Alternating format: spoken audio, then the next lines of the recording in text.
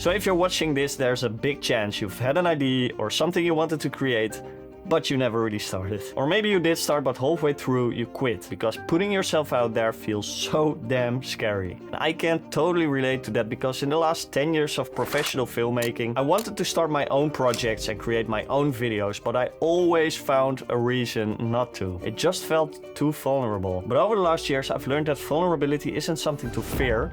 It's actually your greatest creative superpower. So this is the second episode of 10 years of filmmaking, and today we're talking about something that really took me years to embrace, but once I did, my work, my confidence and my creative journey completely changed. If this is the first video you see from me, hello, my name is Tim Runia. I'm a filmmaker from the Netherlands and I co-founded a video production company and ran it for 7 years. But quit that to start with YouTube. That's a real short introduction, but if you want to know more, be sure to check out my first video, which totally blew up my channel. When I first started out in filmmaking, I wouldn't send out an edit to a client unless every sound effect was exactly in place and the color grading was already halfway done, and I just really wanted it to feel like a polished product before I would send it. And when it came to personal projects, I had so many ideas that I would then write down and sometimes even start with excitement, but somewhere along the way, I would always quit. Sometimes halfway through, but usually already in the beginning. I would always get caught in some overthinking trap or convincing myself that I needed more time, or I would start questioning if the idea was even good enough. But looking back now, those weren't the real reasons. The real reasons were much more about if I would finish something, it would mean I had to put it out in the world, and that just really felt uncomfortable because when you put something out there that feels personal, people can actually judge it. And if they don't like it, that just hurts. So every time I quit on a project, I just could tell myself that I didn't fail, but that I just never finished it. And I don't know, at the time it just felt like a much safer option. But the more I didn't finish things, the harder it became to actually start because it started to feel much more personal. And it was just if I create something that doesn't feel good enough, makes me feel I'm not good enough. The crazy thing is that the further I got into my career, the worse it got, because now I wasn't some beginner anymore, but I was a professional, experienced director and agency owner. So I was some sort of professional, or at least that's what I thought how people would see me. So if I would put something out, it had to be really good. And that mindset held me really, really back. Not only in my creative part, but also in my personal confidence. And yeah, luckily things changed. At some point, I just got fed up and I realized that if I didn't change something now, I would never change something. So I was really tired of ignoring the feeling that I had inside, this urge to create something just for myself, but being too damn scared all the time to do it. So I really made a decision and a promise to myself. I was going to put myself out there. I was going to finish my projects and I was going to focus on what I really wanted to create.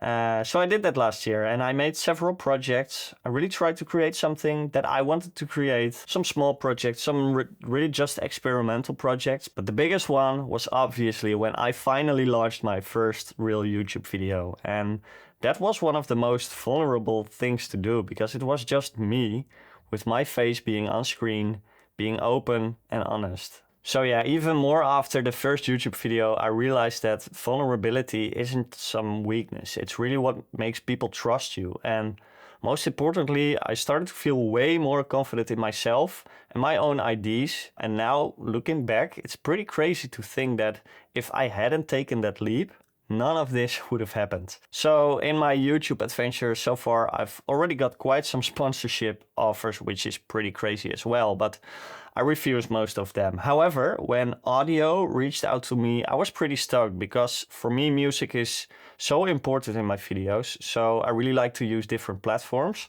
but audio is really one that stands out. I've used a lot of their music in my previous videos and also in this one. And they really have a lot of high quality music from real artists that work really good for filmmaking. And I also really believe that they have the best offer of all music platforms because you can get a lifetime subscription for a fixed price price, while other platforms, they make you pay per month. So the lifetime offer also comes with AI functions like Bold, which works really well if you want to find similar songs to the ones you like. So that's something that I use all the time. So I can't say anything else that I really like audio.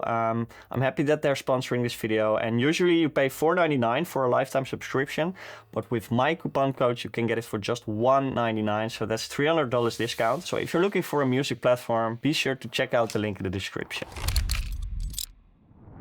In the first video of this series, I talked about how no one has it all figured out. But there's another side to that, because even when you accept that, you still have to deal with something much harder, actually letting people see your work, even when it's not perfect. And that's really what vulnerability is in the end. And the reason why that is so hard is because our brain is so wired to protect us from risk, and it tells us, don't share that because people might not like it, and that will really hurt.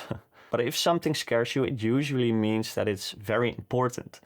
So this is actually a good rule to remember that I read somewhere in a book. The more resistance you feel in your creative project, the more important it is to you. And I think that's so true. For example, there's a video that I created a few years ago, and I just created it from old footage that I shot here on the beach in my hometown and from 2 different cameras, but I just wanted to create an edit from it. And I worked on it for 7 days straight, putting a lot of emotion and effort in it. The video is called Magic of the Seaside. You can see it on my Instagram if you want to.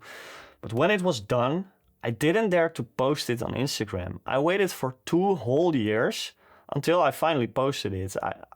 I don't know why. It was finished and I didn't feel comfortable enough to share it. And I remember a filmmaking friend came up to me and told me, man, this is like the first time you share some work that really feels like you. And well, that really hit me so much. And now when I think back of that, it's so crazy to think that I didn't dare to share it. It just felt like a really big risk of being judged if I would share it. And, you know, even when you share something like that, maybe not everyone will like it, but the right people will. And that's really what matters in the end. And I can tell you this, after all these years in the industry, after meeting so many creative people, there's one pattern that really stands out more than anything else. And that is that the work that changes everything for them is always their personal work, not the client projects, not the polished commercial stuff. It's always the personal projects that bring them the most opportunities. And not only like work offerings, but also meeting people that they have to meet for this new opportunity that fits them even better, or even gaining more clarity in which direction they want to go with their career. And yeah, it's just something that I really also found to be true when I finally started putting my vulnerability into my work. But yeah, one part of it is actually sharing it, sharing your work. So how do you do that? So this is very simple and very hard at the same time, I think. But it's really true, because the more you put yourself out there, the easier it gets. And every time you share your work, even when it feels uncomfortable, you train yourself, you train your mind to care less about judgment and more about the creating. And that's how you really grow. So in the end, the best work is the work where you show up as yourself by showing your perspective and putting in your vulnerability.